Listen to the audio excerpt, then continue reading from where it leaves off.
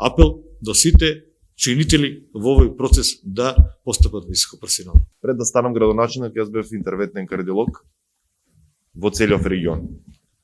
Кога дојдовме, ние немавме точна статистичка бројка колку жители живеат во Источна Македонија. Да, потреба е, и то не по секоја цена. За ваква операција е потребен консензус. Попис ни е апсолутно неопходен доколку сакаме да знаеме во која насока се движиме. Нешто со кое ние се соочуваме во граѓанскиот сектор, во медиумската продукција и така натаму. Често се случува вие да имате некаков проект или некаква замисла да отидете во некој регион или во некој населено место и имате некоја проекција стара 18-19 години за тоа кој е населението, одите таму и нема никој. Дали треба да има попис заради попис или попис заради реален попис и вистински бројки? Ова е процес на собирање на податоци и на броеви, мора да е статистика. Пописот не е консензус, пописот е цензус.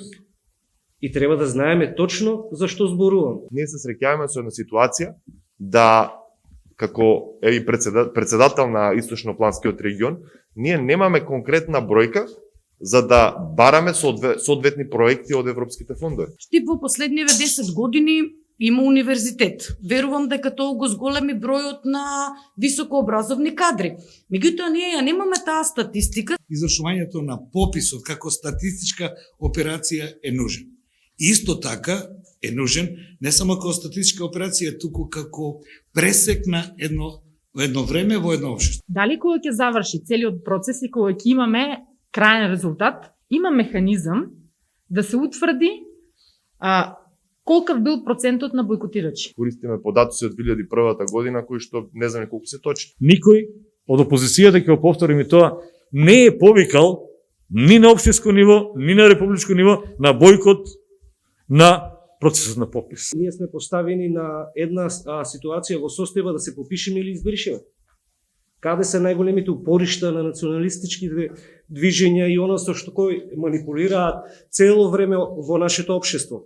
Волку во проценти биле, етникумите толку биле. И мене тука ме загрижува позицијата на власта, која што воопшто не размислува, барем за одложување, не за да нема попис, туку за да се надминат несогласувањата. Мораме да бидеме реални, мораме да бидеме правични и да ги почитуваме протоколите за одржување на пописот.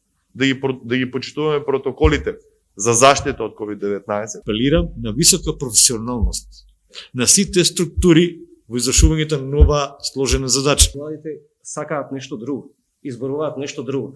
Малку поразлично од оваа драма, јас би ја нарекол, во која дали да се согласиме, дали да има попис или нема, дали да го одложиме уште една година, 20 поминале, може уште 2, 3, 5. На терен имаме реален број на граѓани, меѓутоа ако ги погледнете по личните карти, тие не припаѓаат таму. Ние мораме да ја знаеме бројката и според таа бројка, значи ние ќе ги правиме колку ни требаат градинки, колку ни требаат школски училишта. Нашата обврска, пренесувањето на информации и анализи, врзани за реалности са нужност.